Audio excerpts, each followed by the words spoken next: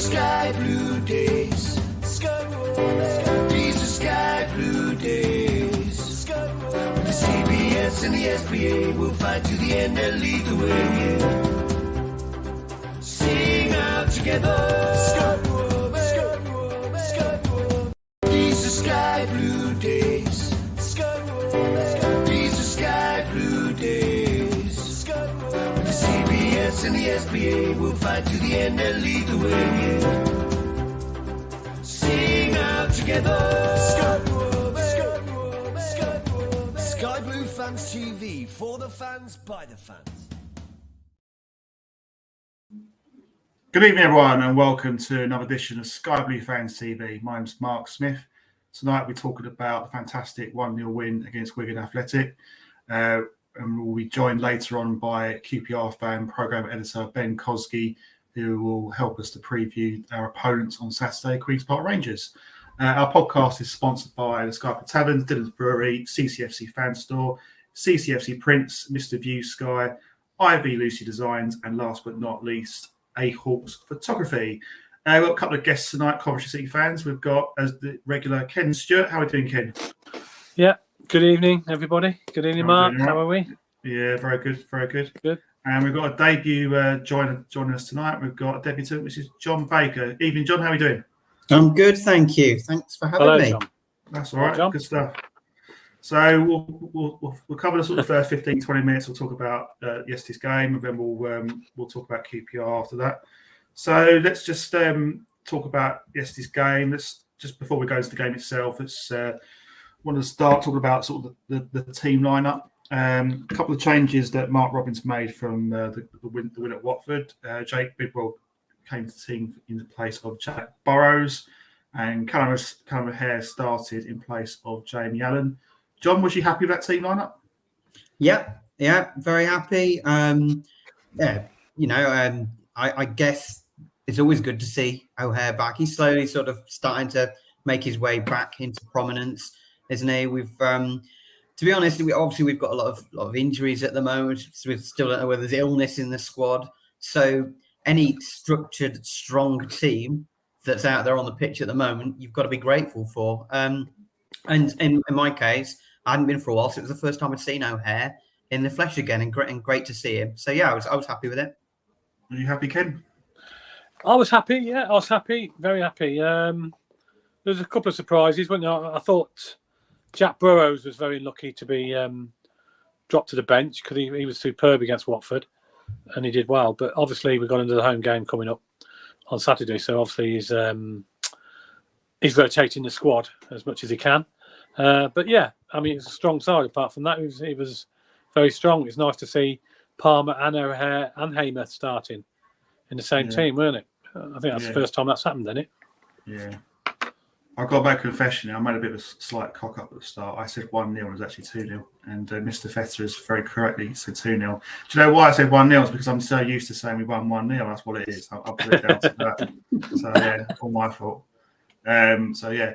I'll tell you what we'll do. We will very kindly show this. We're going to show you the goal from Victor Gyökeres because I think it's worth showing to everyone. So, for everyone out there, this is from a different angle, isn't it? So yeah, this is from your where I was sitting. This is I recorded this. I happened to be recording at the time. So okay, yeah. So this is Vic's goal, and for everyone to see. Enjoy. Go on, Vic! Go on, Vic! Go on, Vic!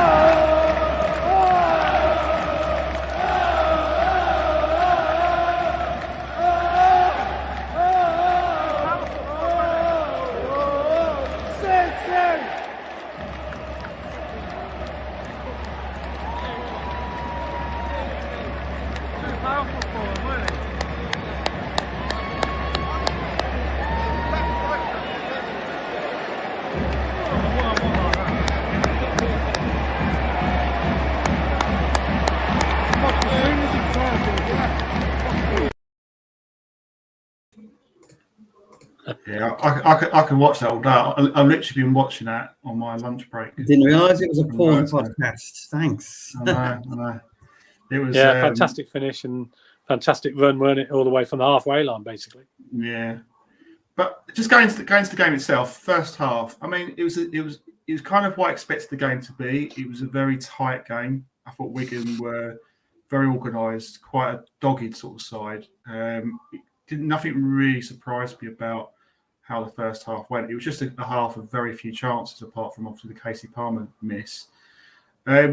Was you, John, concerned sort of after half time, or do you think it was an okay half from our point of view?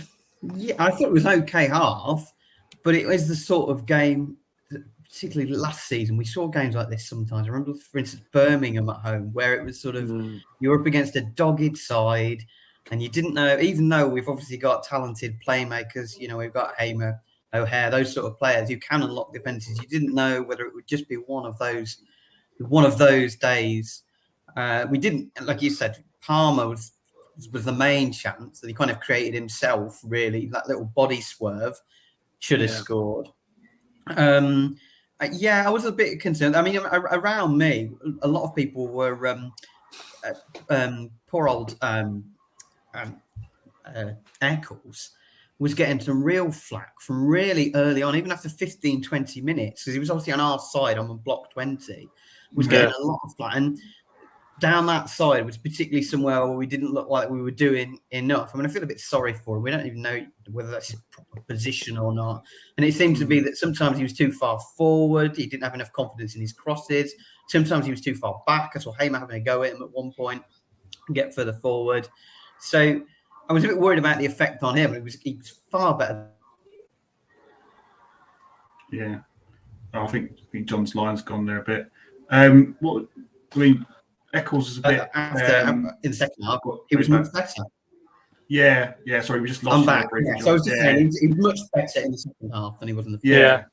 I thought first half. I thought where Wigan were pretty dangerous with set pieces. I thought Power. I mean, ironically, his name's Max Power, but his crossing his set pieces were pretty dangerous. I thought we struggled a little bit with that. I don't know what your thoughts were, Ken. Would you go on with that first half? Yeah, we did. They reminded me a bit like Preston, aren't they? They're a sort of dogged team. They get behind the ball, get men behind the ball. They're looking, to defend as much as possible, upset your rhythm, which they did in the first half. So we had to be patient last night, really. And, they got a few decent balls in the box and they had a couple of chances, didn't they? But, I thought overall we defended really well. Against I knew it was going to be difficult. I knew it wasn't going to be easy because they are a decent side. They're a dogged side. They'll go out to do little niggly fouls and upset your rhythm, which is what they did. What we needed to do is score as soon as possible, so they'd have to come out a bit more and attack, which leaves the gaps for us to get into, which is exactly what happened when we went 1-0 up. The game seemed to open up a little bit. But yeah, it's a difficult game. Always going to be difficult against them, but. I thought we did really, really well, and we had to be very patient. Yeah, they're also in terrible form as well, aren't they? So they knew that the only way they could really, we're second, third in the form table. Yeah. So really, the only way they were going to get anything, I guess, was to, like you say, dog it out. We started the second half pretty well, didn't we? And then we did. So several times when they went down, what seemed like ages, a couple of times. Yeah, break our rhythm, and then it's sort of.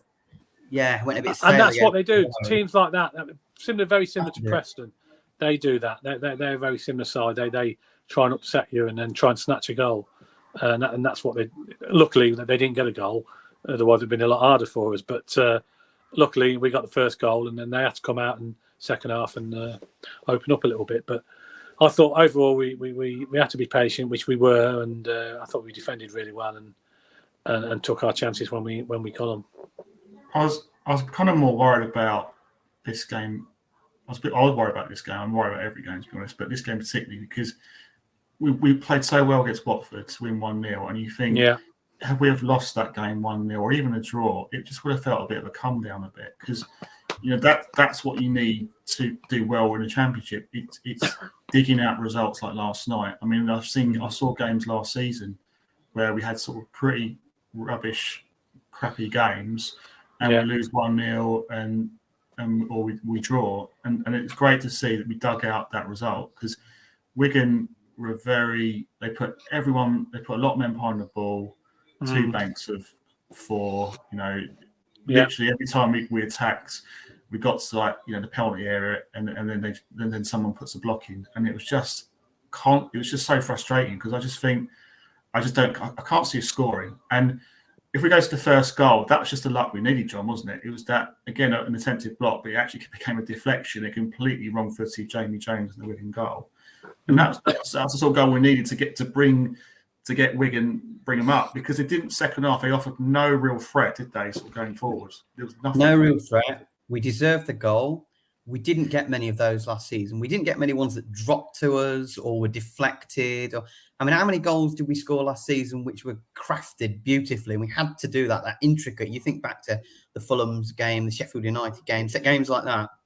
We didn't get many deflections, many grubby, scrappy little goals like that one. And, we know what Hamer can do. We saw at Luton that he can ping it in from that sort of distance. And if you don't buy a ticket, you don't win the lottery.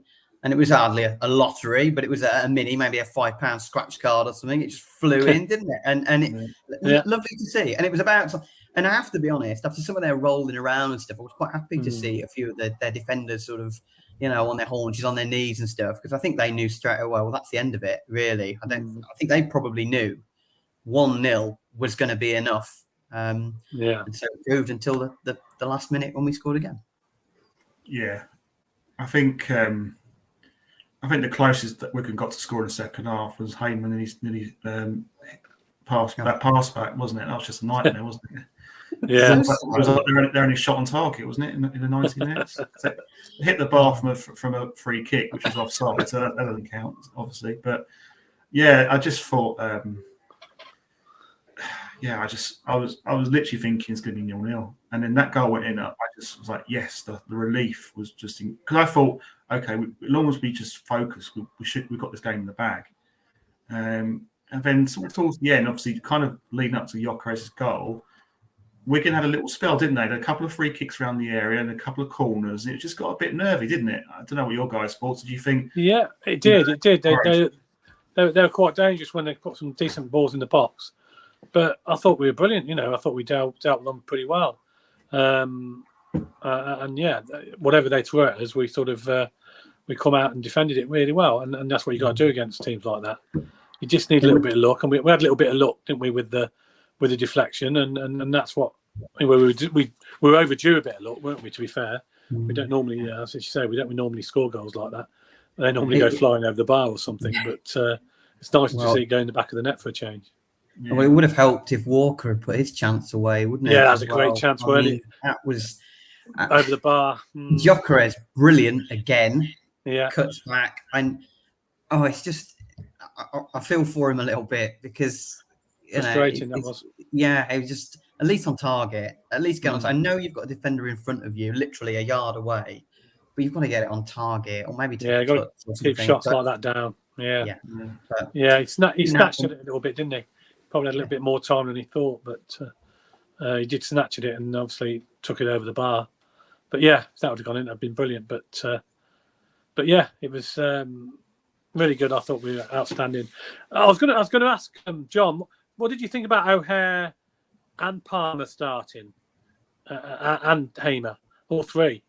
Well, I like it very much. Yeah. Creative. You've got two. Just thought it worked. Did you think it worked? Two players who were very. Yes. We took Jamie Allen out. Though, did they? That's the thing. I could say yes, but it didn't lead to a goal, that combination. So no. But then you can imagine other games where we could have been 2 or 3-0 up by the 60th minute. Yeah. That combination. I mean, I'd certainly like to see it tried again. Which kind of. I certainly think it's worth investing a little bit more in. I mean, I wouldn't be surprised at all if that's the same sort of combination for QPR at the weekend. And I did like it. They're very easy on the eye, those three guys, aren't they? The way they play it around triangles, the intricacy, the way they can, Hamer can spray it from one side of the field to the other. The little and they play it around corners. We've seen that so many times. We saw it at Watford, etc. So I'm very happy to see it again. And we haven't got that many other options. I suppose Alan. I mean, Kelly's out for yeah. Jeremy Allen was unfortunate to get dropped. I thought he'd done well the last few games, but I suppose he's looking ahead. He's trying to rotate the squad a little bit. He brought O'Hare off, didn't he, as well? So, with an eye on probably Saturday's game. So, I know. So we need to stay clear of injuries. I mean, I know Rose picked up an injury last night, didn't he? So, but Doyle came in and did a good job when he came on. I think go back to your question about O'Hare, Palmer, and that. I think when you're playing against teams who come on to us a bit more and you can tackle on the break, I think they're great players to have. I think it's always hard, no matter who you pick, when you have a team like Wigan, he literally put 10 men behind the ball, 11 men behind the ball, pretty much, and they don't deny you space. So I think it was a good shout to start them, because I think he's rotating it was attacking. It was quite a bold move, in my opinion. But I think it was the right move. I mean, why not? We're at home. We've had before the game had a couple of wins on the trot. Let's go for Wigan's throat. We're at home. We should be going for them. Yeah. I think the only thing I was a bit worried about last night was the fact that Wigan have a decent away record. So that was the only thing that slightly concerned me going into the game. But the way they played, we really bossed that game. I thought we were great. I think, as I say, the only thing that concerned me was the set pieces. But second half, it was one-way traffic. Let's just go to Gyökeres' goal. I mean, John, how do you rate that as goals? I mean, we've had some pretty cracking goals this season. How would we rate this one? Walking away through the car park after the game, I was trying to think where I put that. I thought it was absolutely extraordinary, that goal. I thought it was absolutely incredible. I looked on social media today and people were backing up kind of what I'd thought. It's one of the best goals that's been scored at the Rico, at the CBS. I thought when you consider, if you'd have paused that when the ball's played to him and said, he's going to score from here now and no other player's going to take a touch, you'd have thought, how does he do that? What is he going to do? Rotate and hit it from 60 yards from here? He took, first of all, he had to hit it, control it almost on his head, down onto his right foot, then the turn, the presence of mind to be able to speed away and hold off, 3-4 players by the end? They're all around him. They're all trying to go tackle him, weren't they? Finish it. There is so much in that goal to admire. It's such a complete goal. I thought it was an incredible goal. And I mean, it just added more money onto his price value. I mean, who else could score a goal like that in the division? I'm not sure there are many players who could have done that from there. Fantastic goal. I mean, a lot of striker situation he could have easily just run it to the corner flag and said, well, we won 1-0 up. I'm happy just to run it to the corner flag and waste a bit of time. But the thing for me was he had his back to goal, the turn, and it was the pace, the power and pace, the acceleration. I mean, if you look at the replay, the linesman was literally couldn't keep up. It was moving so fast. It was just a sheer pace. Like, this is my goal. And it looked to me was a real, like, I don't care who you are, you're not going to stop me from scoring. And it was a little bit of arrogance, but in a good way. And that's what I loved about the goal. It was just a brilliant Premier League finish. I mean, I was going to come to a couple of comments from our audience here about Gyökeres. Great goal versus Mark Reed. Great goal by the big Swede yesterday. But you have to think a Premier League team will be in for him. Well, hopefully not. I mean, I think he's an awful striker, really. So that's the biggest concern, isn't it? Yeah, I mean that's another conversation. But yeah, that's another conversation. But I think let's just look at the here and now and just enjoy him. But I think that's a conversation we'll be talking in a future show, certainly. And then another comment here from the official Flame Esports team about how good can Vic be? Is he arguably our best all-round striker we've had since the Premier League days? What figure would you entertain selling him at, or would you hold off until the summer? I mean, again, that's another question. I think that's probably another debate for another time. But I think what obviously can't deny, I think he's definitely, for me, quality. Would you say the Dublin Huckabee era is he up there? Those guys, in your opinion? It's a question to both. Well, it's a different era, but yeah, definitely Vic is. Yeah, Vic. Different sort of partnership, wasn't it? Dublin and Huckabee, I suppose. That goal was like a combination of the two of them, wasn't it? Like exactly. It was really. Header and the control of Dublin, and then the run of Huckabee. Exactly, a bit of both. Yeah. And we criticised him a bit last year, didn't we, for his finishing? Sometimes he got in positions and great positions and missed good chances. But last night he took that really well, and he's getting better. You know, he'll only get better. You've got to remember he's only a young lad, isn't he? He's only young, so you know he's got a lot of years ahead of him, and he's only going to get better. Yeah. So I hopefully saw we at can keep least hold of one him. person compare that. I think it was Gilbs who compared it on Twitter to the sort of goal Ronaldo used to score, the original Ronaldo. Yeah. You know, that sort of. I mean, he used to do that for Barcelona, didn't he? I mean, PSV. Very individual, turn, and go, steamroll. catch me if you can, sort of thing. Yeah, And they didn't. Yeah. So, I mean, if he does as well as him, I think he'll do all right.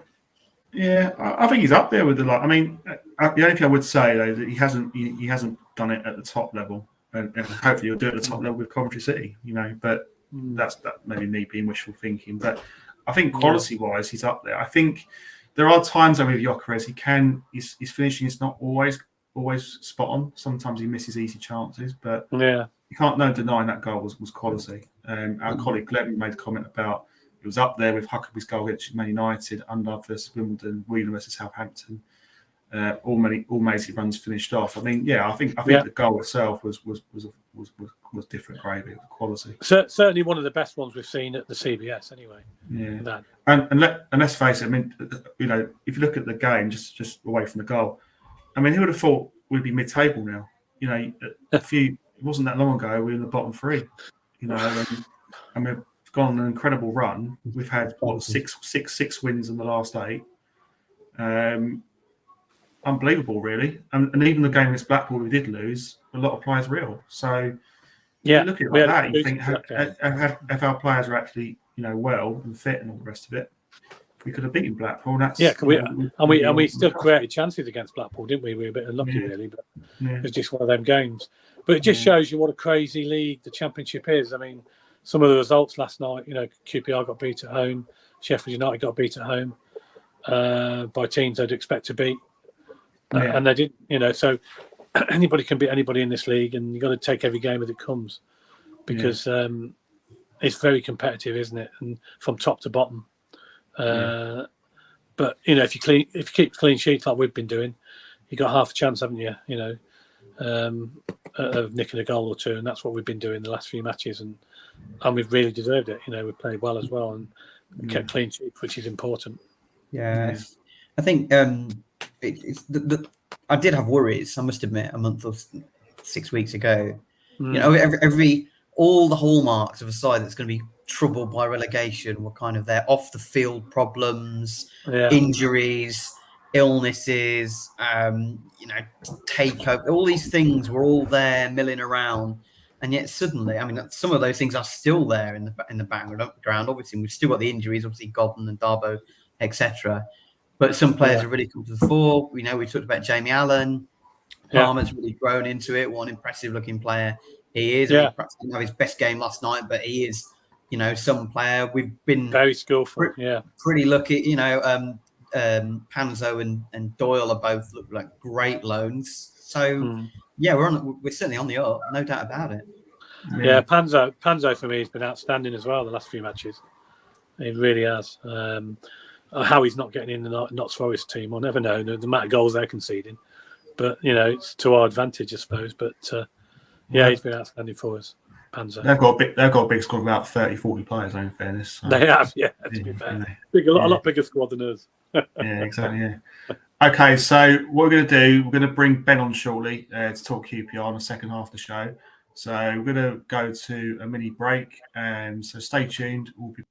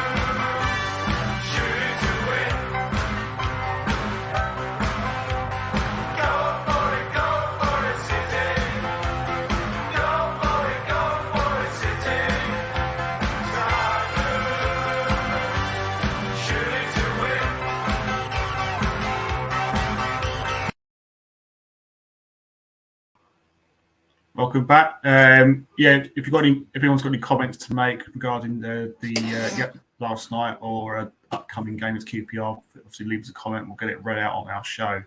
So let me introduce our next guest, QPR fan, program editor, Mr. Ben Kosky. Evening, Ben. How are we doing? Evening, Mark. Thanks for having me on. Been nice hearing some fans who are pleased with the way things are going at the moment. It's been a bit disappointing. It's been a disappointing little run for QPR. What's gone wrong? Well, it's quite interesting hearing you refer to the Coventry-Wigan game and talking about Wigan getting 10 men behind the ball. I don't know if they did that all game, but last night's game against Huddersfield, we saw a team who came and put 11 men behind the ball for the last hour of the game, wasted time for all that period as well. And huge frustration really, because you're at home to a side at the bottom of the table who hadn't won away from home, awful lot of injuries. So you felt really they're there for the taking. But then it comes down to a question of if you don't defend your free kicks, and Rangers unfortunately failed to defend 2 free kicks, 2 goals for Huddersfield, and at that point it's all about them getting men behind the ball. But nevertheless, the stats really from that game are quite astonishing. I think 71% possession for QPR, 36 shots on goal. So quite how you end up losing that game is a bit of a mystery. But as you say, it's funny how quickly things can turn around. And you've been talking about how, I think John was saying not all that long ago, you were a little bit worried about Coventry in the bottom 3 and so on. Suddenly it's all turned around again.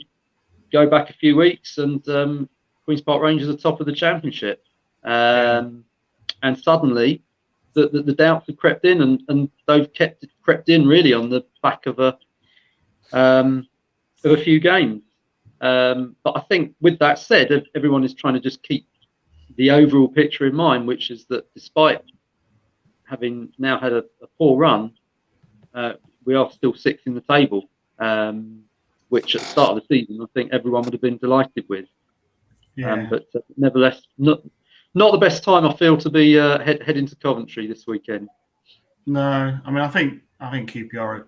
They're a sort of side that we often kind of struggle against, but hopefully not this time. It's about time we beat you, if I have to be honest with you, Ben. But averages. Yeah. Michael, Bill, what's sort of the expectations this season from a QPR's fans' point of view? Is it promotion, playoffs? What's the expectation for him? It's a good question, Mark. I think improvement on last season, clearly, because that's what every club is looking for. I think the aim would be to be around the playoff picture. I think that they want to see where they're at in March and then hopefully make a real push for it. I don't think promotion is an expectation, and I think possibly the last few games have shown that it wouldn't be, or automatic promotion wouldn't be a realistic expectation anyway. I think what has been really encouraging, though, and the kind of thing they're looking at from the head coach is developing players, is attractive football, and I guess just that sense that there's a bigger picture, that there's something going on, and you could argue even the very fact that we've had a Premier League side interested in taking Mick Beale away not all that long ago, that in itself, is a sign of progress, because I think everyone was scratching their heads thinking, when was actually the last time another club was interested in the QPR manager? And you're kind of going back to the 90s or thereabouts. So that in itself is progress. But of course, this run is a big challenge now for Mick, because it's not quite a crisis yet, but it's something that needs addressing, and of course, just the one game to go now before we all break for the World Cup. The fact that he was linked with Wolverhampton Wanderers, did that have any detrimental effects on the players, or not really, in your opinion? It's an interesting one, that, because I mean, ironically, of course, the day or the evening that all the smart money was saying he's going to Wolves, we actually beat Cardiff City to go top of the table. So yeah, you would think then the next day, the announcement that he was staying, you would think, well, that will kind of give everyone a boost. And yeah, strangely that hasn't happened. Maybe a little bit of an unsettling factor. But I think possibly what has happened is perhaps just that publicity has perhaps made teams sort of sit up and take notice and look at the job that Mick has been doing and say, right, let's figure out some ways to combat Queen's Park Rangers, to stop them playing. And what we've seen in the last few games, I mean, Birmingham City particularly, when we played them, they were very, very effective at doing that, at closing down, at preventing the fullbacks getting forward, putting players under pressure. And, you know, and other teams, I think, have started to do that as well. They've started to sort of pinpoint the weaknesses, to come up with a game plan. And look, I'm sure Mark Robbins and his staff will have been doing the same thing ahead of Saturday's game. So those are the challenges, aren't they? When you've been on a good run, then teams want to knock you off your perch, and I think that's what we've seen the last few games, really. I suppose the only good, I suppose the good from a QPR point of view is that after this game, you have a break. It's probably may have come at a good time. It might be an opportunity to get some players back fit and just sort of, you know, get into the winning mojo. And hopefully not after this game, but you know, it's kind of, I mean, from our point of view, we don't want it to end, because we're probably we're riding the crest of the wave. Looking generally at this season from QPR, which players, in your opinion, have kind of stood out, that performed the best in the games you've seen? Yeah, I mean, to be honest, it's a cop out to say most of the players have performed well generally, but it is true. I think you would have the usual suspects, if you like, the players from last season. You would have looked at Ilias Chair and Chris Willett as being the big threat in that sort of those attacking areas. I think what we have added this season is two fullbacks who like to get forward and can get forward to good effect in Ethan Laird and Kenneth Powell. And I think one player who certainly stood out in recent games, despite the poor run, but one individual who stood out is Tim Irobenham, who's on loan from Aston Villa. Sorry to mention Aston Villa on air, but he's been a real asset. One of those players that just is very good, I think, at driving the ball from back to front very quickly. There's a lot of raw energy there, and he in midfield has been a key man. You know, that again is one of the encouraging things. Your club brings in how many players in a summer, and you know, more often than not, they're not all going to be successes. But I think so far, you'd look at the players that have come in since midfield took over, and you'd have to say, you know, they've all performed really to some extent. But those would be the guys I would pinpoint. I can't think of off the top of my head anyone who's a particular bogeyman for Coventry City over the years, but you might correct me on that. What about we had Jake Clark-Salter last season, and obviously he's now at QPR. How's he settled in at QPR? Yeah, I mean, Jake has been a little bit unlucky because he's not really had a run of games. He started off the season, then he got injured. He was out for a couple of months. He came back a few games. He got injured. So we have had a problem there with not having a settled partnership at centre back, and we haven't perhaps seen enough of Jake. But I think what we have seen, you know, is as you'll be aware, he's a good ball playing defender. You know, he looks neat and tidy. I think the one thing I would say that perhaps in recent games has been evident is maybe lacking a little bit of aggression at times. I think sometimes you want you want your centre backs, don't you, to sort of rough up the opposition strikers a bit, and I think maybe as a team, perhaps we do with a little bit more nastiness at the back. But what I will say, I mean, about Jake is that I know Mick Beale rates him extremely highly. He made him a very sort of prominent target over the summer. Was very pleased to get him in, and so I think we'll just hope that he stays injury free and gets a good run of games. Yeah. And looking ahead to Saturday's game, I mean, in terms of the team lineup, do you expect any changes from last night's game against Huddersfield? Yeah, I would do. I mean, the schedule, same for everyone, but obviously if you can change things around, you probably will. Formation might be interesting as well. This is one thing that has been clear with Mick Beale, is he's not one of those managers that's very firmly kind of attached to a particular system. He's very happy to mix it up.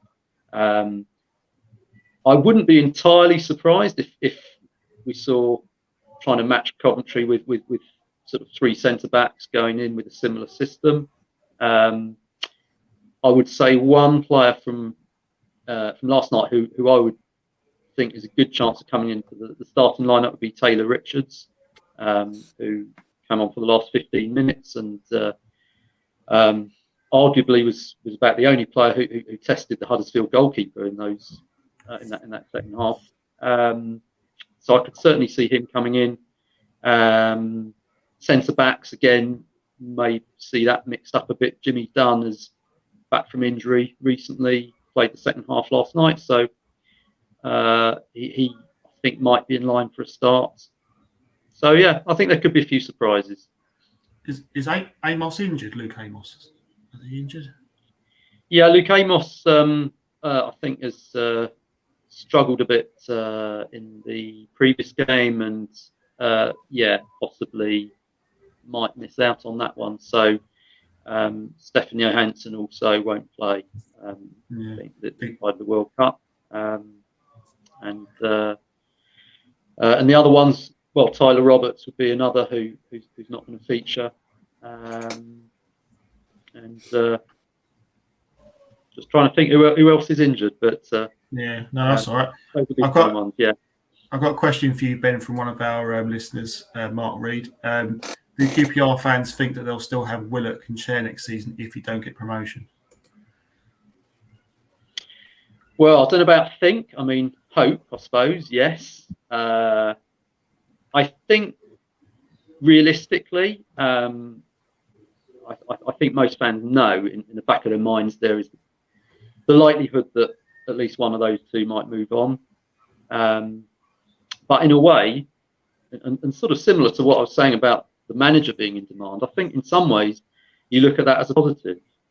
Because again, QPR is a club that for many, many years, being perfectly honest, no one was coming in bidding for our players. And so if we are now at a stage where there are players that are, the Premier League clubs are looking at, that suggests we're doing something right in terms of development. So to answer the question, I think, I think most fans are well aware there'd be a strong possibility that one or both of those might well be on their way. And I think, personally, I would say certainly they both have a good shout at playing at a bigger club at some stage. Yeah, I mean, similar with us and Gyökeres, as we were saying earlier on.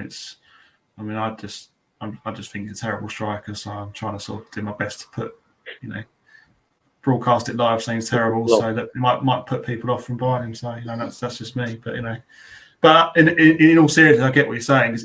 It's a compliment to the club that they want your players, they want your manager and things like that, because it shows that something is working. The structure's right, the players are performing, they're doing their jobs. I think that's a good sign.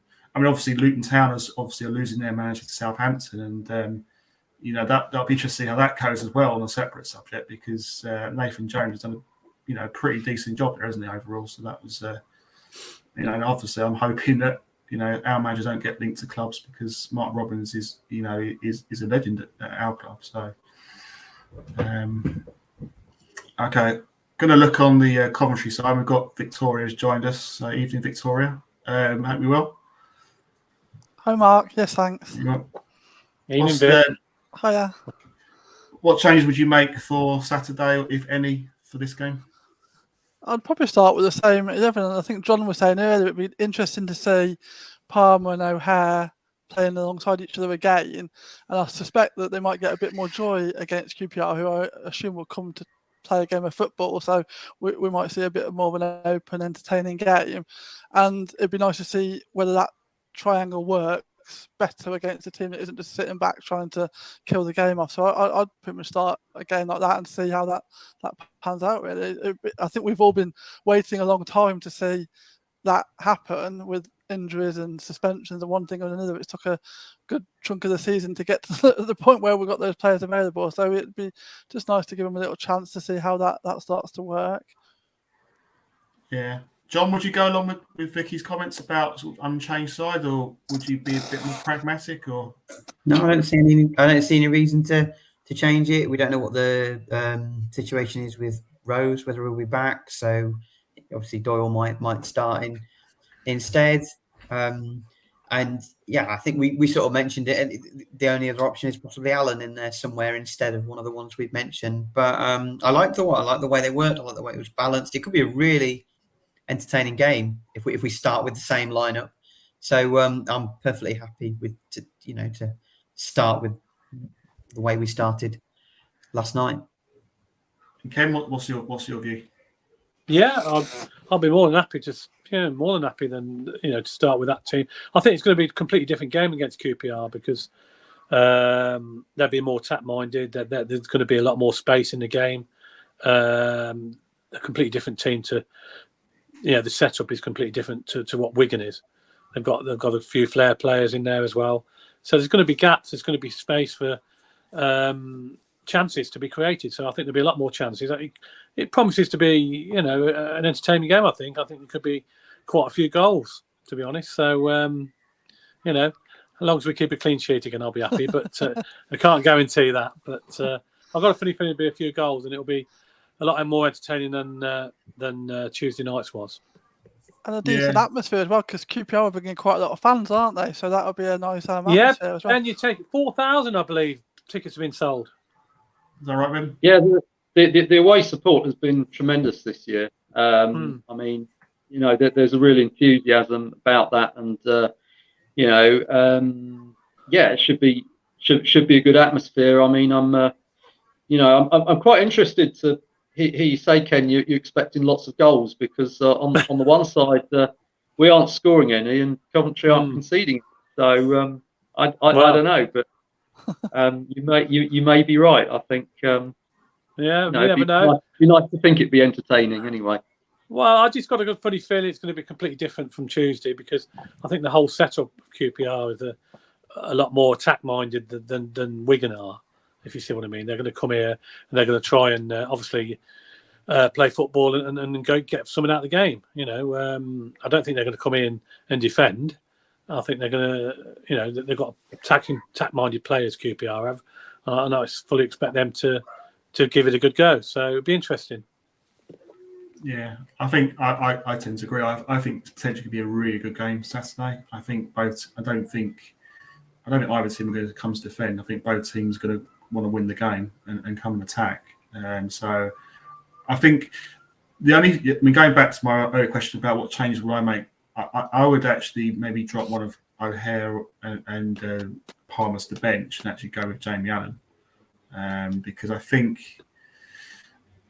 think I'd like the extra man in that centre midfield. That's just my view. I think I'd possibly bring one of them on second half, depending on the situation of the game. But I don't have a massive problem if they start with both. But I don't know. I just think I like the extra man in midfield, so the extra engine room. I think for Wigan, I could sort of understand that, but that's just my view. I just feel Alan had a nice rest on Tuesday. I think he might come to go a bit fresh, and I wouldn't be surprised if one of Palmer might be on the bench. I think O'Hare will probably start, and Gyökeres. That's probably the only change I would make. I don't know what anyone's views on Jamie Allen. Is he worth a go starting wise? Well, I think with Jamie Allen, I think he's been very lucky, obviously, not to be in the side on Tuesday. So I've got a feeling he could. There's a chance he might be back in again. And you know what Robbins is like. He does throw a few surprises sometimes. And when you expect him to keep an unchanged team, sometimes he makes a couple of changes where you don't expect. Like you might have Burrows might come back in for Bidwell. You don't know, do you? You know, it depends on what he's thinking. But yeah, I mean, I wouldn't mind either way. To be fair, you know, I thought, you know, I don't mind Jamie Allen in there. He's a good player. He's done all right for us this season. He's created a lot of chances for us as well. He does a lot of that nitty gritty sort of off the field, you know, off the ball sort of work that fans don't realise sometimes. You know, so, and he scored a couple of important goals for us this year as well. So yeah, either way for me, whether he plays Allen or whether he plays Palmer, and you know, doesn't really bother me. But I think at some stage they will all get a game. So whoever's on the bench will come on and be involved somewhere along the line. Yeah, you can kind of see him running after Chair quite a bit, can't you? Those two little players buzzing around in the middle of the park. I can see that now. Yeah. So it could be fun. Comes to a couple of comments. So I was going to say, it's nice that we've got some options at that, really, isn't it? We really have got some actual choices to make now. Whereas early on in the season, it was pretty much like that's all we've got to scrape together, and we're just going to go with it. Exactly. So it's nice. We just don't want to pick any more injuries up, really. Because that's when we will have problems if we start getting injuries, because we haven't got that big a squad, as we all know. So fingers crossed, we'll be okay. Got a couple of comments, and again, Mark again made a comment about agreeing with me as well about Jamie Allen. He felt like he missed his energy and he should be back in the side. I think that's a reasonable shout. But yeah, as you say, Robbins is not the most. He's not always the most predictable of managers when it comes to picking 11s. So yeah, that'd be interesting to see. Glenn makes a comment about Lyndon Dykes. It always causes problems and scores. I mean, for me, I think I mean, Dykes, how's he been looking this season? Ben from a QPR, has he been looking sharp?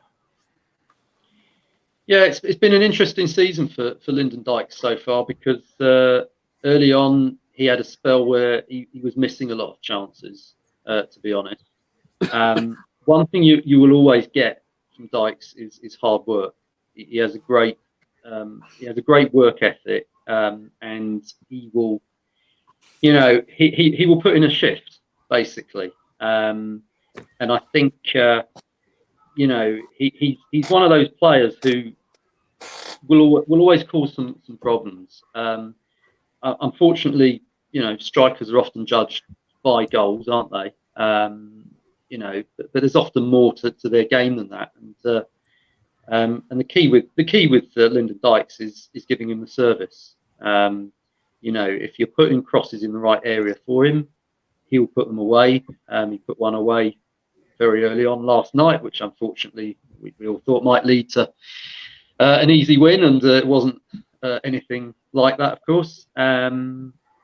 So again, we talk about strength of squad. I mean, Lyndon Dykes has to play pretty much every game. We don't have many options in attack in terms of your orthodox centre forward. It's Lyndon and Macaulay Bonne, who is, you know, a player that's been on the fringes for a while. He was out on loan last season to Ipswich. You know, so really those are the only two options. So yeah, Lyndon Dykes is going to be the key player, because yeah, you want to make things revolve around him, but it's the likes of Chair and Willett deeper who I think are going to be, you know, are going to be the key factors in an attacking sense. Yeah, and just a general question about the teams you've seen play this season leading up to this one. Which teams impressed you in the Championship from the games you've watched? You know, that's it's a difficult question to ask, Mark, and it goes back to what I think has already been said on the show, that the Championship is so unpredictable. Anyone can beat everyone, and teams go on good runs and bad runs, and you know, just when you think someone's really got it all right, that they suddenly start losing. I mean, to answer your question, I think Luton were very impressive when they beat us. I would say Norwich, who we played recently and got a draw with, I think they obviously have a lot of quality in their side.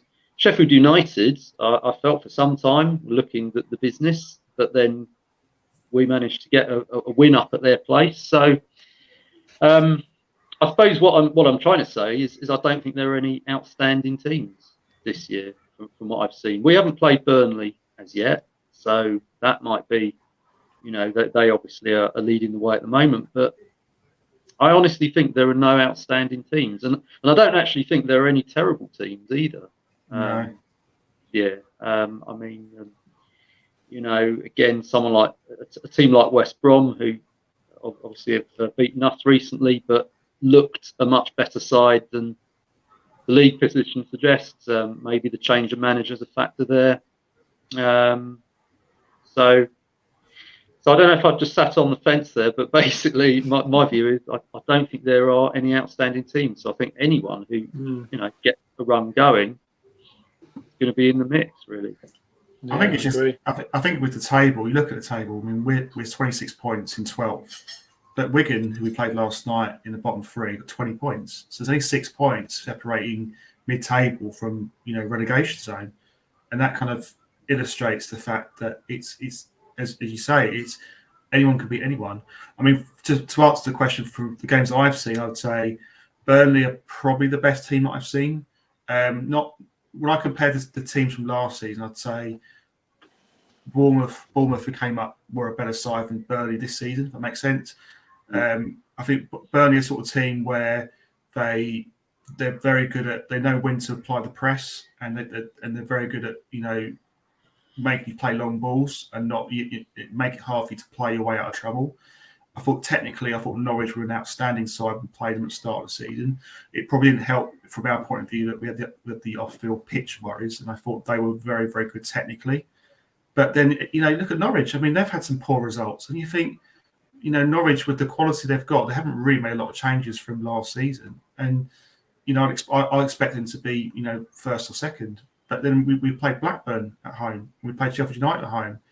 And really, they were pretty average sides, and yet they're near the top. And it's just, I think the quality is probably not as high as last season, but the overall standards of the worst teams in the league are not as bad as the worst teams in the league last season. Derby or Peterborough were pretty poor.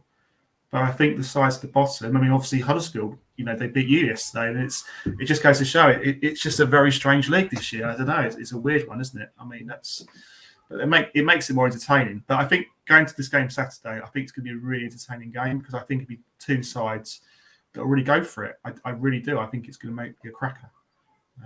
That's my view anyway. I think certainly, Mark, from a Rangers point of view, having had that result last night, having had a poor run of late, there certainly will be a determination to go out and get something from the game, because you certainly don't want to go into that break, on a low note. So in that regard, I think you're right. I would be very surprised if Mick Beale sends out a team to do as you described Wigan doing last night and sort of try and scrape something. I don't think that's the way they play at all. No. And just following up what you say about the quality being much more even, and I've agreed with that, and saying that the poorer sides are not quite as bad. But I will say the one side that I've seen this season that I thought were awful, I have to say, it was Cardiff. Yeah. That I don't know if you would agree with that from when you've seen them, but they look really poor to me. Yeah, we won 1-0 at Cardiff, and they were okay, but they weren't great. I've seen better sides certainly. I think they could struggle this season, but interesting. Right, it's come to this time of the show. We'll talk about predictions for this game. So we'll go with the away side. So Ben, what's your prediction for this one? Well, look, I've got some slightly feelings of foreboding, I suppose you would say. As you said, Mark, I think law of averages comes into it. I do feel like Coventry are probably due a result in this one, but I can't predict a home win. I can't. So I'm going to say a 1-1 draw. on one. Fair enough. Victoria, what's your view? I'm a bit torn, really. I mean, you know what I'm like normally for my positive, like we're going to win every game attitude. But I just think that QPR are better than their recent results. Like they've been on a bit of a little mini bad run, and I'm just worried that that's going to come to an end at some point, and that they're going to be quite keen to bring that to an end before like the World Cup break. And so I just struggle to see them like losing again. So that's a bit of a worry. So I think I might have to agree with Ben and go for a draw, but I'm going to go like 2-2. I just sit on the fence. I can't believe Yeah, that. I know you can't believe it, can you? Come on, John. Put some positivity in this podcast. These predictions. Yeah, all right. I mean, I like games like this. You know, founder members of the Premier League, two traditional clubs. We should have got something last season against QPR. To come away with no points from either game was a bit of a travesty, really. I do think, as we said before, it'll be high scoring. So if we want positivity, let's get it. We're going to get it right at the front. I'm going to go for 4-2 to Cov. 4-2. Okay, cool. Ken?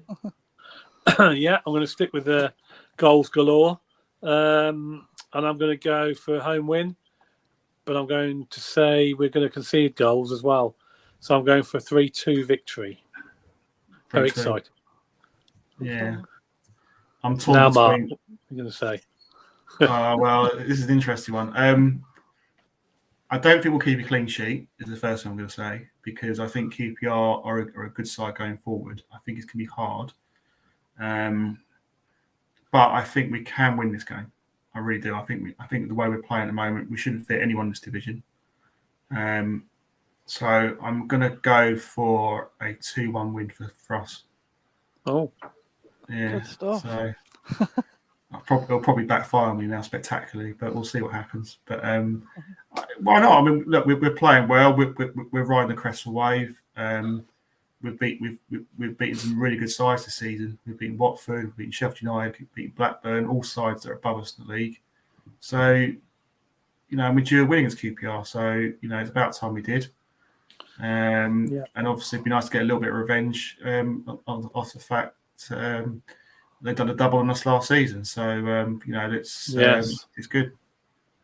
So, yeah, I mean, I think if we play the way we play, we can win, but it's all about on the day. And I think what Roberts has done well is I think he's tinkered quite well. He's given players a rest because we played a lot of games, and I think that's the thing you have to think about. I mean, to be honest with you, if you look at the last 3 games, I think this was a few pods ago. You say you got Watford, you got Wigan, you got QPR. I said about 4 points I'd be happy with. We've already exceeded that. We've had 6 points.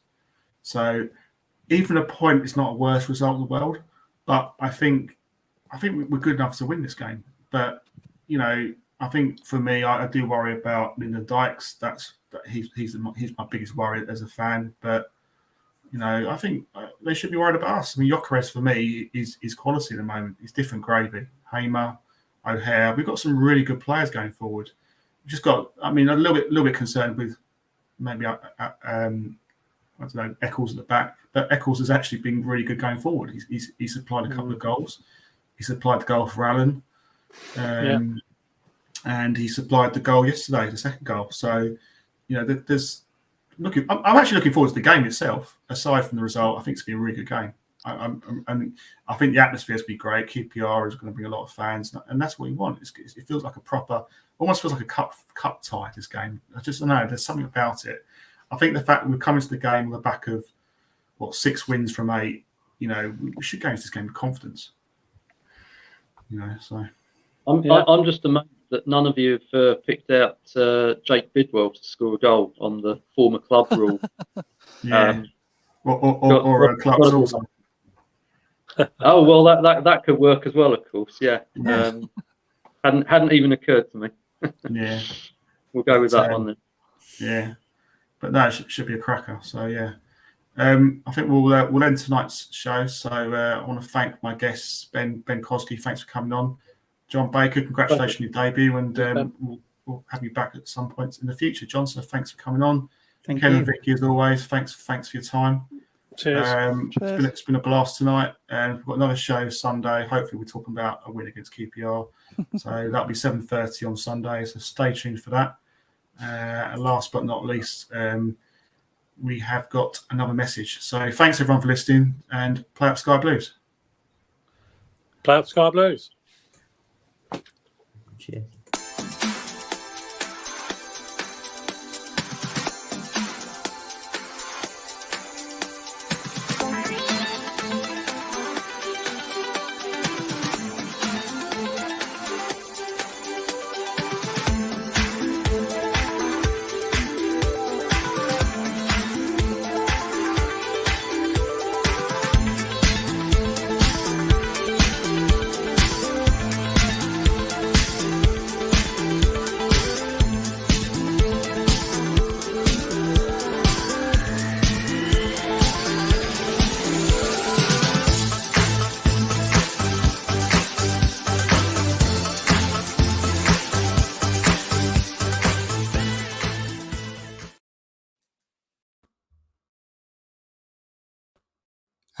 How did it go, guys? Yeah, it was all right. Yeah. Oh, hello, Miles. Hello. How did it go? Yeah, it's good. How did yours one go? Yeah, it was all right. Was it?